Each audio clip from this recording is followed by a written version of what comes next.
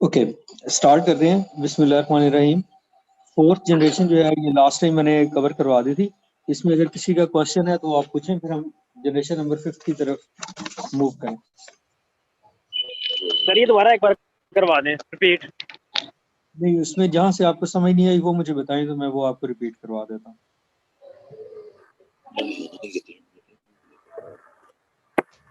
इसके साथ सॉफ्टवेयर वगैरह के तरह क्या आता है इसमें? मोहम्मद माज, दोबारा बताइए क्या बात है।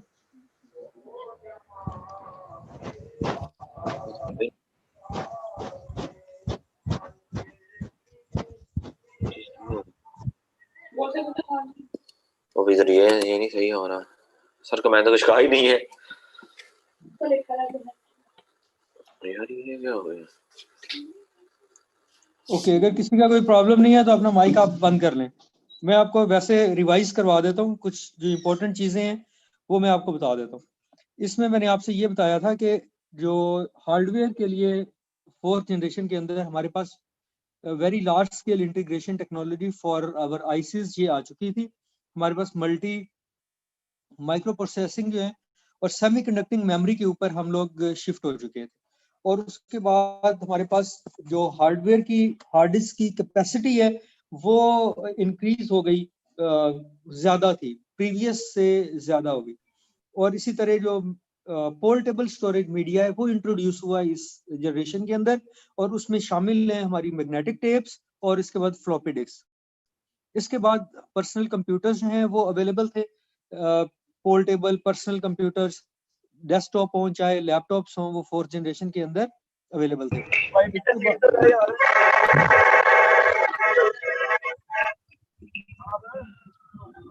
तारिक सिंधु, आप कहीं बस स्टेशन पर हैं?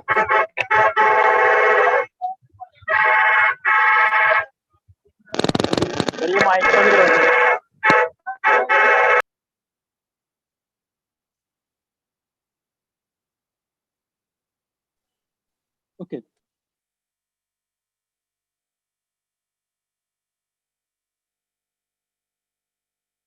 ठीक है।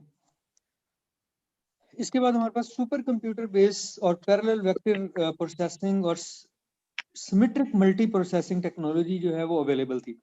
सिमेट्रिक मल्टी प्रोसेसिंग टेक्नोलॉजी का मतलब है कि हम एक ही टाइम के ऊपर ज्यादा जॉब्स को प्रोसेस कर रहे हैं। ज्यादा जॉब्स कौन सी? जो हम कंप्यूटर को अपनी इंस्ट्रक्शन देते हैं कि वो हमारे लिए काम करे, that is our job.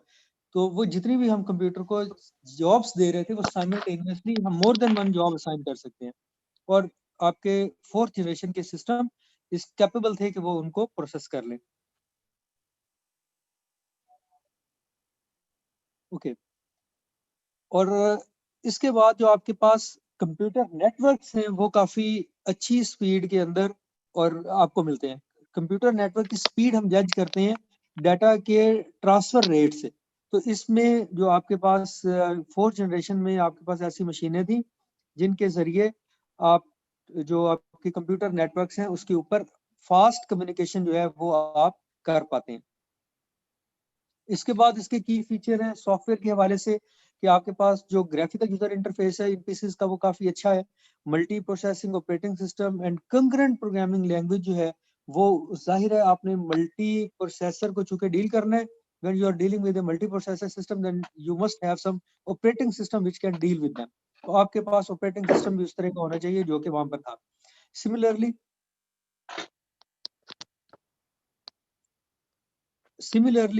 Unix operating system और सी प्रोग्रामिंग लैंग्वेज जो है वो अवेलेबल हो चुका था, आ चुका था। यूनिक्स जो है इसके बारे में है कि ये हमारे पास ओपन सोर्स है, और इसी तरह सी लैंग्वेज जो है वो भी हमारे पास उसका चूंकि ये हायर लेवल लैंग्वेज है और ह्यूमन जो है वो अच्छे तरीके से हार्डवेयर से डील कर सकते हैं अपनी लैंग्वेज के लिहाज से, तो ये भी आ चुकी थी। इसी तरह ऑब्जेक्ट ओरिएंटेड डिजाइन और प्रोग्रामिंग जो है वो वहां पर थी, और पर्सनल कंप्यूटर नेटवर्क बेस और इसी तरह यूनिक्स नाम है ऑपरेटिंग सिस्टम का। और जिस तरह विंडोज है माइक्रोसॉफ्ट के लिए, माइक्रोसॉफ्ट ने आपको दी है, इसी तरह ये भी आपका विंडो ऑपरेटिंग सिस्टम, और इसी तरह यूनिक्स ऑपरेटिंग सिस्टम भी है, ये नाम है ऑपरेटिंग सिस्टम का। और ये कोई पूछ रहा है कि VLSI, ये वेरी लार्ज स्केल इंटीग्रेशन, इसमें ये हमारे पास आईसीज को इंटीग्रेट करने की टेक्नोलॉजी है। इसी तरह आपके पास जो 4th जनरेशन की कैरेक्टरिस्टिक है वो इसमें ये बल्कि नहीं है, ये थोड़े जो सिस्टम थे ये स्मॉल थे, सिस्टम अफोर्डेबल थे, रिलायबल थे, इजी थे, and they have more powerful and reliable main frame systems and super computers. जो मेन फ्रेम और सुपर कंप्यूटर हैं, ये जब हम बात करते हैं अपने सर्वर मशीन्स की, तो हम चाहते हैं कि वो ज्यादा, चूंकि उन्होंने ज्यादा मशीनों को सर्व करना होता है, ज्यादा लोगों को सर्व करना होता है, तो वो हमें हैवी मशीन चाहिए। हैवी मशीन फिर हमारे पास मेन फ्रेम और सुपर कंप्यूटर जो है वो अवेलेबल होते हैं। और मेन फ्रेम और सुपर कंप्यूटर के ऊपर जब हम अपने सर्वर बनाते हैं उसे, तो वहां पे हम सर्वर वाला ऑपरेटिंग सिस्टम, ऐसा ऑपरेटिंग सिस्टम जो सर्वर को डील कर सके, वो इंस्टॉल करते हैं। ठीक है, and they are totally general purpose machine. 4th generation में जो हमारे पास मशीन थी वो ये नहीं है कि आपने किसी एक काम के लिए ही मुख्तस कर दिया है उस सिस्टम को, बल्कि आप किसी भी तरह का काम ले सकते हैं।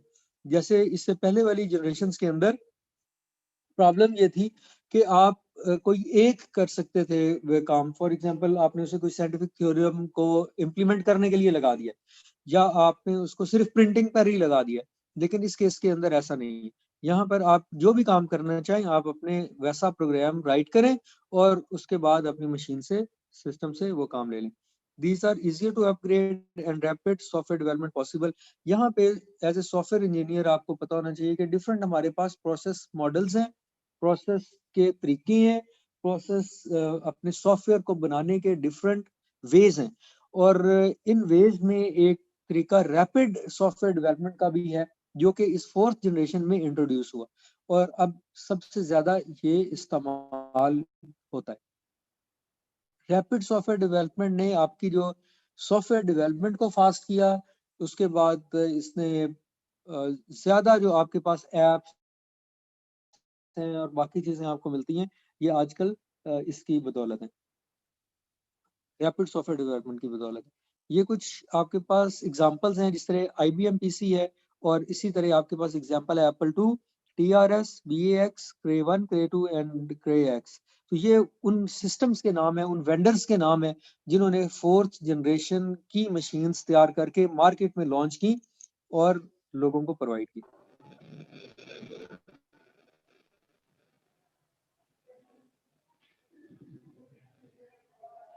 अब्दुल रऊफ, आपका कोई क्वेश्चन है? No sir. Okay. 5th generation 1989 से स्टार्ट है, और इसके बाद विकास आप लेट आए हैं। सर जी मैं पढ़ने गया हुआ था, सॉरी। अच्छा चलें, ठीक है, आप अपना माइक बंद कर लें। ओके, 1989 से अब तक जो है वो हमारे पास जो जनरेशन है उसमें उसे हम 5th जनरेशन का नाम देते हैं। और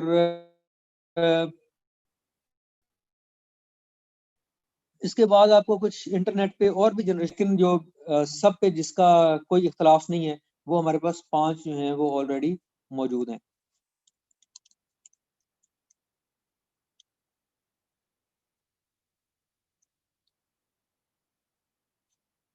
ओके,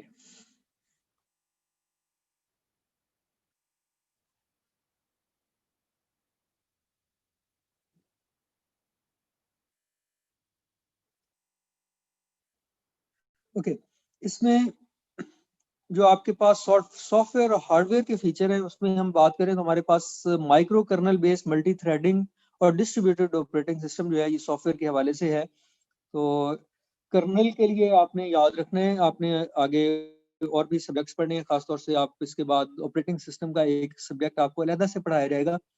तो ऑपरेटिंग सिस्टम आप यूँ समझें कि जब हम मशीन चलाते हैं तो हमें ऑपरेटिंग सिस्टम की ज़रूरत है, क्योंकि ऑपरेटिंग सिस्टम ने बाकी जो आपके ऑपरेशंस हैं और बाकी जो सॉफ्टवेयर हैं उनको लेकर चलना है और काम करना है। तो क्या ये ऑपरेटिंग सिस्टम जो है, जब सिस्टम चलता है तो उसके उसी वक्त ही लोड हो जाता है? ऐसा नहीं है। मशीन जब आपकी बूट होती है तो बूटिंग के लिए उसके पास रीड ओनली मेमोरी है। रीड ओनली मेमोरी से सिस्टम बूट हो गया। बूट होने के बाद आपके ऑपरेटिंग सिस्टम की जितनी फाइल्स हमें जरूरत है, हम वो जितना पोर्शन ऑपरेटिंग सिस्टम का हमें जरूरत है वो लोड हो जाएगा आपके रैम के अंदर और उसने आपके सिस्टम को चलाना है। तो रैम को डिवाइड कर लिया जाता है, उसका कुछ पोर्शन जो है वो ऑपरेटिंग सिस्टम अपने लिए रिजर्व कर लेता है, और बाकी जो आपके काम है, बाकी जितनी भी जॉब्स आप असाइन करते हैं कंप्यूटर को, वो बाकी एरिया के अंदर मैनिपुलेट होती हैं। तो इस तरह आपके पास जो एक पोर्शन जिसमें आपका ऑपरेटिंग सिस्टम लोड होता है, तो ये रैम में एक अलहदा से एक स्पेसिफिक प्लेस है जहाँ पे हम इसे लोड करेंगे। और क्या ये सारा का सारा लोड हो जाता है ऑपरेटिंग सिस्टम? नहीं। ऑपरेटिंग सिस्टम का जितना पोर्शन हमें जरूरत है सिर्फ वो पोर्शन लोड होता है। तो उस जितना पोर्शन आप लोड करेंगे रैम के अंदर वो आपकी ऑपरेटिंग सिस्टम का एक्टिव पोर्शन है, और and this active portion is called kernel. ये चीज आपने याद रखनी कि एक्टिव पोर्शन जो कि रैम के अंदर रिजाइड करता है उसको आप कर्नल कहते हैं। तो माइक्रो कर्नल बेस्ड और मल्टी थ्रेडिंग का कॉन्सेप्ट इस तरह से है कि आपके पास एक जॉब है। और खादिम हुसैन, आपका कोई क्वेश्चन है? नो माइक बंद करें आप। ओके, तो आपके पास जब आप मल्टीटास्किंग करते हैं और मल्टीटास्किंग में एक से ज्यादा जॉब्स आपके पास हैं, अब एक सिंगल जॉब है लेकिन उसके भी आगे फर्दर थ्रेड्स हो सकते हैं, ठीक है? तो ये जो आपके पास डिफरेंट ये थ्रेड्स हैं, इसको एक जॉब और जॉब के आगे जो फर्दर थ्रेड है, तो उसमें मल्टी थ्रेडिंग इस 5th जनरेशन के अंदर ये पॉसिबल है। तो कर्नल मैंने आपसे बताया है कि ये एक्टिव पार्ट है आपके ऑपरेटिंग सिस्टम का। और इसी तरह आपके पास जो हार्डवेयर के हिसाब से जो आईसीज हैं उनकी इंटीग्रेशन अब हमारे पास अल्ट्रा लार्ज स्केल पे हो रही है, ठीक है? तो इस जनरेशन के अंदर VLSI means ultra large scale integration technology के ऊपर हमारे जो आईसीज हैं वो इंटीग्रेट होते हैं। आईसीज आपस में एक दूसरे से इंटीग्रेशन का मतलब है मिलते हैं, मिलके काम करते हैं। तो अल्ट्रा लार्ज स्केल टेक्नोलॉजी जो है वो 5th जनरेशन की प्रॉपर्टी है। इसी तरह लार्जर कैपेसिटी हमारे पास है। लार्जर कैपेसिटर और लार्जर का मतलब है कि जब आपके पास ज्यादा चीजें आप अपने हार्ड डिस्क के ऊपर स्टोर कर सकते हैं। मेन मेमोरी जो है वो आपकी ज्यादा है। मेन मेमोरी रैम को हम कहेंगे रैंडम एक्सेस मेमोरी, ठीक है? ये हमारी मेन मेमोरी है। तो रैम का साइज भी ज्यादा अब आ रहा है हमारे पास, ये शुरू में इस तरह का नहीं था। इसी तरह हार्ड डिस्क और रेड स्पोल्ट, तो ये भी हमारे पास इसके अंदर शामिल है। 5th जनरेशन के अंदर रेड टेक्नोलॉजी जो है ये भी शामिल है। रेड के बारे में कोई बता सकता है कि ये रेड क्या चीज है? एनीबॉडी जिसने रेड डेवलप किया है?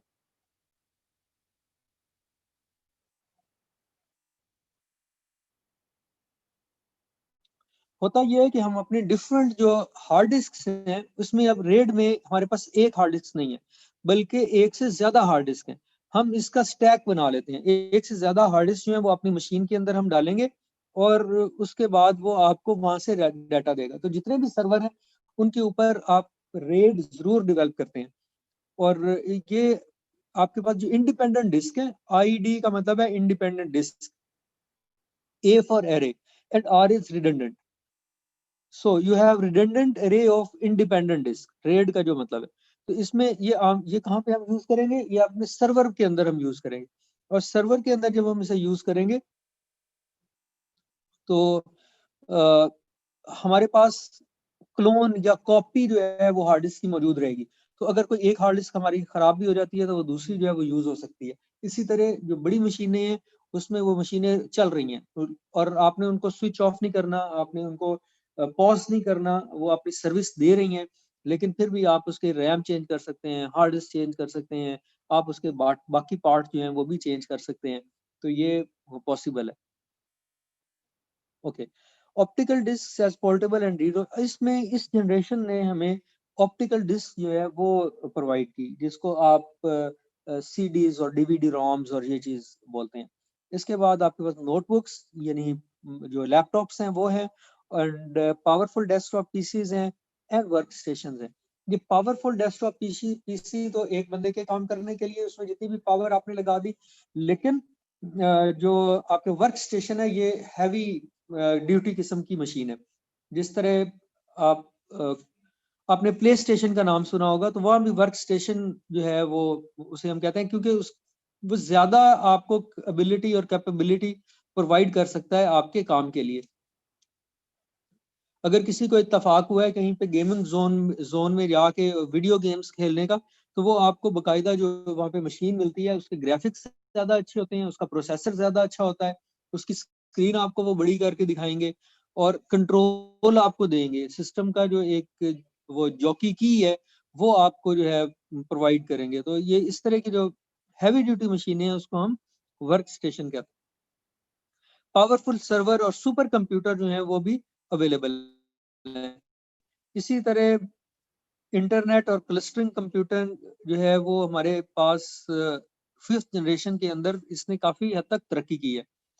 क्लस्टर कंप्यूटिंग का मतलब है कि आपके पास आप एक काम कर रहे हैं और उस काम के लिए आपके पास सिर्फ सिंगल मशीन नहीं है जो आपको ये काम करके दे रही है, बल्कि सिंगल सर्वर भी नहीं है जो ये आपको काम करके दे रहा है, बल्कि आपके पास सेट ऑफ सर्वर्स हैं जो कि ये काम करते हैं, एक काम आपके लिए करके दे रहे हैं। तो वो जो सेट ऑफ सर्वर है उस सेट को हम क्लस्टर कहते हैं। उस सेट को हम क्या कहेंगे? क्लस्टर कहेंगे। जैसे हमारे पास अगर जो है कोई एक आप वेबसाइट लोड करते हैं, कोई एक इंटरनेशनल किस्म की वेबसाइट लोड करते हैं और आप उसके ऊपर से डाटा ले रहे हैं, तो अगर उन्होंने क्लस्टर कंप्यूटिंग के ऊपर वर्क किया है तो इसका मतलब ये है कि कुछ पोर्शन जो है वो आपका हो सकता है कराची में है, कुछ फैसलाबाद में है, कुछ जो है वो सिंगापुर में है और उसका एक और सर्वर जो है वो USA में है।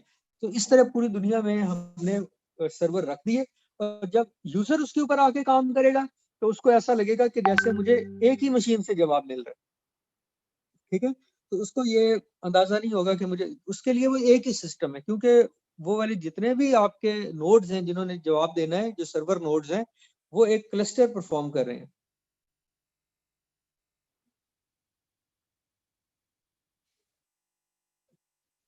आपका क्वेश्चन जो है वो स्क्रीन पे आके तो फ्लैश हो गया है, मुझे जरा दोबारा बताइए, बोल के बता दें, अपना माइक ओपन कर लें, जो भी आपका क्वेश्चन है आप पूछ लें।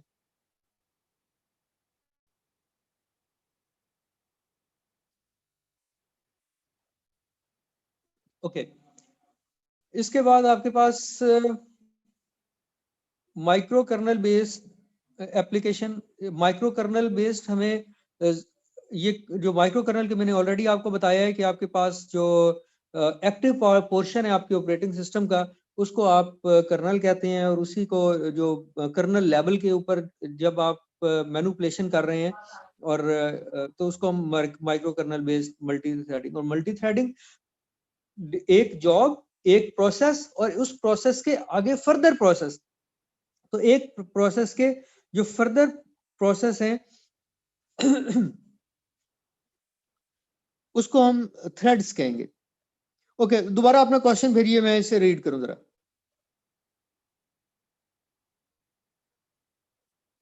कोई स्टूडेंट बार बार क्वेश्चन भेज रहा है, मुझे पता नहीं चल रहा क्या क्वेश्चन है। या तो आप अपना माइक ओपन कर लें या फिर क्वेश्चन दोबारा भेज दें।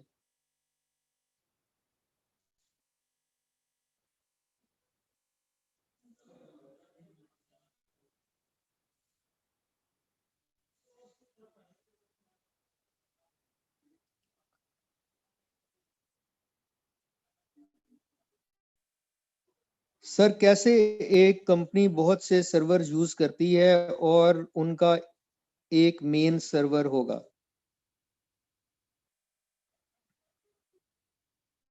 ओके, होता यह है कि वही मैंने आपसे बताया है कि जब आपके जो क्लस्टरिंग के अंदर आपका कोई एक सर्वर जो है वो मेन सर्वर नहीं है।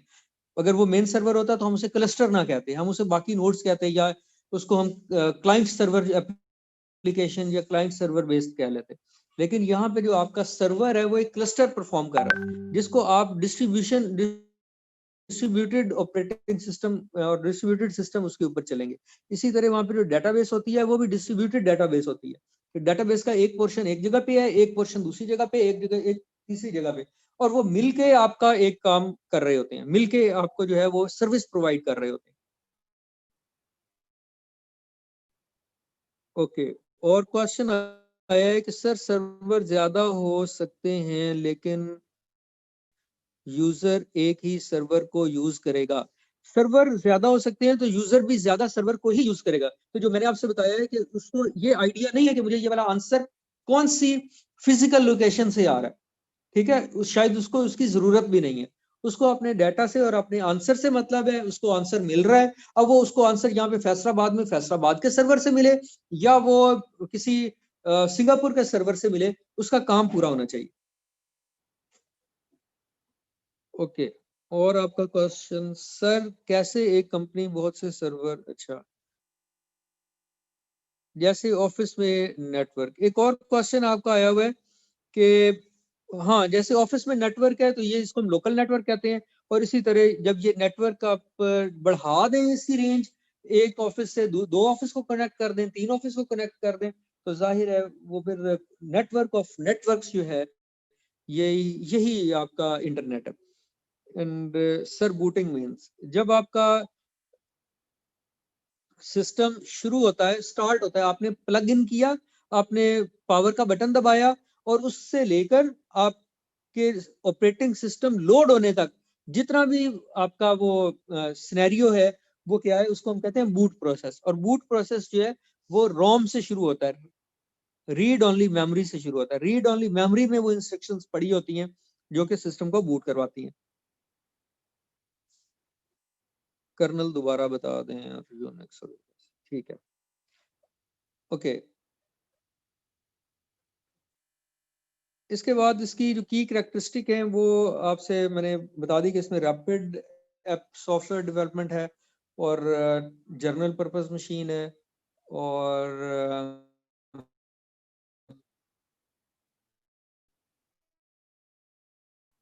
ठीक है,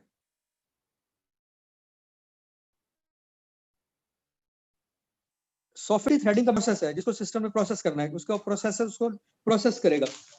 ये हो सकता है कि कुछ हमारे पास अवेलेबल है, उनको हम उसी एक प्रोसेस के सब प्रोसेस, उसको हम थ्रेड्स कहते हैं। तो ये जो मल्टी थ्रेडिंग है ये भी 5th जनरेशन में इस पे भी काम लिया गया है। Parallel programming libraries like MPI and PVM, तो आपके पास डिफरेंट जो है वो पैरेलल प्रोग्रामिंग जो है वो पॉसिबल हुई है इस जनरेशन के अंदर। और मैसेज पासिंग जो है वो एक टेक्निक है जो जावा के अंदर हम यूज करते हैं, तो वो टेक्निक 5th जनरेशन से पहले हमारे पास अवेलेबल नहीं थी। तो जिसको हम ये कहते हैं message passing technique, message, okay. तो मैसेज पासिंग इंटरफेस आपके पास अवेलेबल है, और उसके बाद पैरेलल वर्चुअल मशीन जिसके ऊपर आपके जो पैरेलल प्रोग्रामिंग की लाइब्रेरीज हैं वो चल सकती हैं, PVM जिसको हम एब्रीविएट करेंगे, पैरेलल वर्चुअल मशीन। तो ये चीजें, और जावा हमारे पास 5th जनरेशन की पैदावार है। इसके बाद WWW हमारे पास जो है वो है, और मल्टीमीडिया इंटरनेट एप्लीकेशंस जो हैं वो उनकी भरमार हो गई है इस जनरेशन में। And more complex super computing applications, और हमारे पास जो सुपर कंप्यूटर की और ज्यादा कम्प्लेक्स एप्लीकेशंस हैं वो भी मौजूद हैं। MPI is for message passing interface. और बूटिंग का मैंने आपको बता दिया है कि बूट जो है जब सिस्टम को आप प्लग इन करते हैं और उसका स्विच ऑन करते हैं, तो उससे लेकर ऑपरेटिंग सिस्टम लोड होने तक जो प्रोसेस है उसको हम बूट प्रोसेस कहते हैं।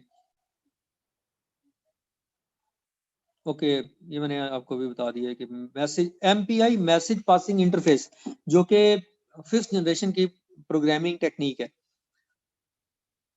ओके,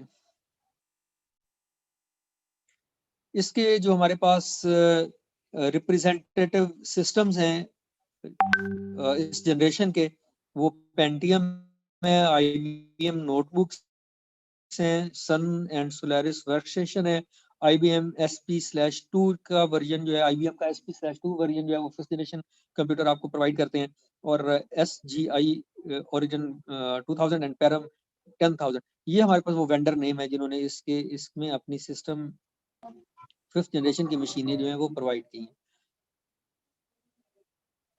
ओके, इलेक्ट्रॉनिक डिवाइसेस जो कि कंप्यूटर में यूज होती हैं, उसमें वैक्यूम ट्यूब्स थी जो कि अब ऑब्सलीट हो चुकी हैं। इसके बाद ट्रांजिस्टर है जो कि अभी भी इस्तेमाल हो रहा है, और आईसी चिप कैसे होती है ये आपको पता होना चाहिए, जो कि इम्पोर्टेंट चीज है। इंटीग्रेटेड सर्किट जो है, इसके ऊपर गेट्स होते हैं, ये मैं आपको बता देता हूँ। आप डीएलडी में गेट्स कैसे होते हैं वो आप पढ़ लेंगे, लेकिन इसमें जो है वो गेट्स होंगे, एंड और नॉट, और उनके कम्बिनेशन, और इवन सर्किट कम्बिनेशन की आईसीज भी आपको मिलती हैं। ये आप यूँ समझ लें कि ये एडवांसमेंट है, पहले वैक्यूम ट्यूब्स और इसके बाद वो आईसी के को डिफरेंट। ये आपके पास जो डिफरेंट वर्ड्स हैं एंड फ्रेजेस हैं जो कि हमने अभी यूज किए। Computer supported cooperative working, CSCW से बनेगा। गार्बेज इन गार्बेज आउट जो है, ये हमारे पास GUI graphic user interface.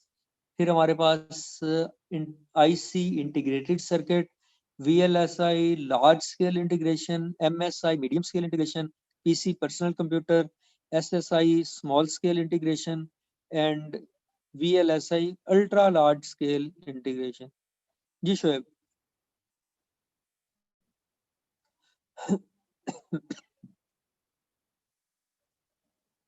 Okay, thank you. आप हमारा जो लेक्चर है वो आज का कंप्लीट हो चुका है, तो इसमें अगर किसी का कोई क्वेश्चन तो आप पूछें, क्वेश्चन पूछ लीजिए।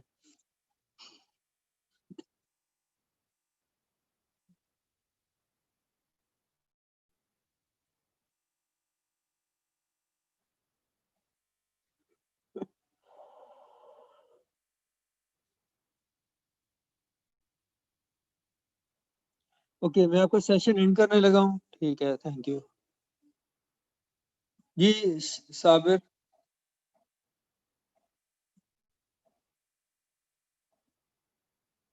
सर इसमें हमें याद क्या करना है? आपने कुछ भी याद नहीं करना, आपने बस ये चीजों को समझना है कि ये क्या है। इसमें से पेपर वगैरह तो नहीं कुछ आएगा? पेपर तो वो अनसीन होता है, वो तो नहीं पता क्या आएगा क्या जैसे नहीं इसमें आएगा। से कोई MCQs या कोई शॉर्ट क्वेश्चन वगैरह? पेपर आप देते रहे हैं अब तक, आपको पता ही होगा कि कैसा होता है क्वेश्चन पेपर। पेपर अब मैं आउट तो नहीं कर सकता। ठीक है sir. Okay, next lecture next lecture, अब आज का दिन का लेक्चर कंप्लीट हो गया। ठीक है सर, थैंक यू। ओके, अल्लाह हाफिज़। अल्लाह हाफिज़। सर जी बुक का नाम क्या है?